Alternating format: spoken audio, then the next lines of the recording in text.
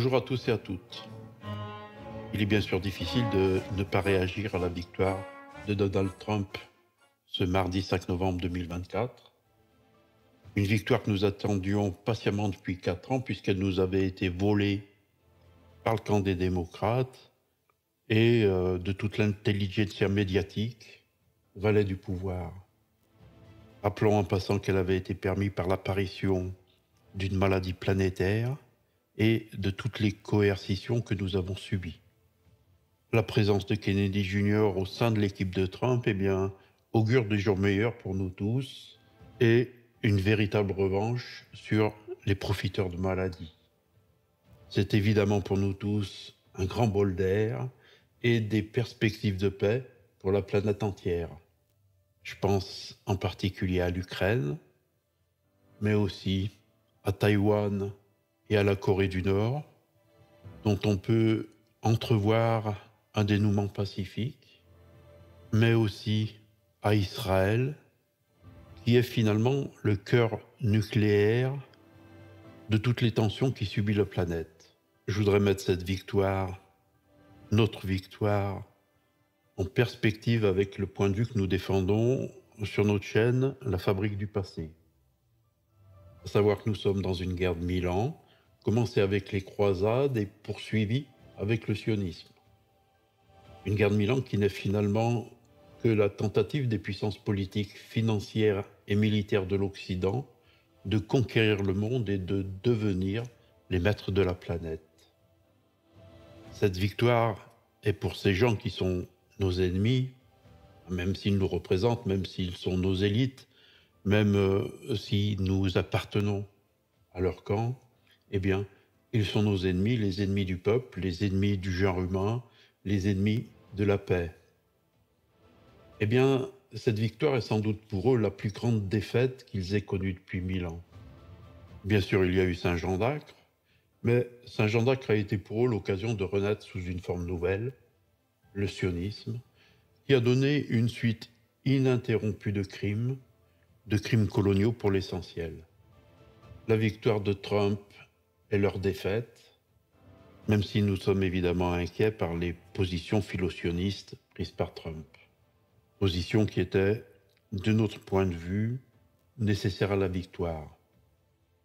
Mais les démantèlements des réseaux Epstein et de Didi nous permettent de comprendre que les puissances mondialistes, celles qui sont le moteur du sionisme qui n'a rien de juif puisqu'il est d'origine chrétienne, ces puissances mondialistes n'ont plus la main, ou ont en grande partie lâché la main sur un système de corruption par le sexe, encore plus puissant que celui de la corruption par l'argent.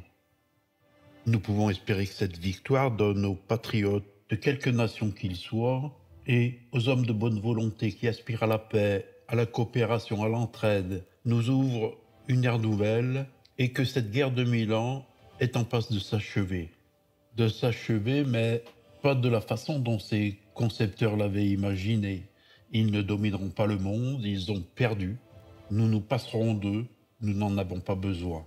Bien sûr, cette victoire, même si elle marque un tournant capital, a marqué d'une pierre blanche dans vos calendriers, comme le moment où le monde a changé de direction, annonce des difficultés encore plus grandes que celles que nous avons connues jusque-là, puisqu'il nous faudra éviter que le monde sombre dans le chaos.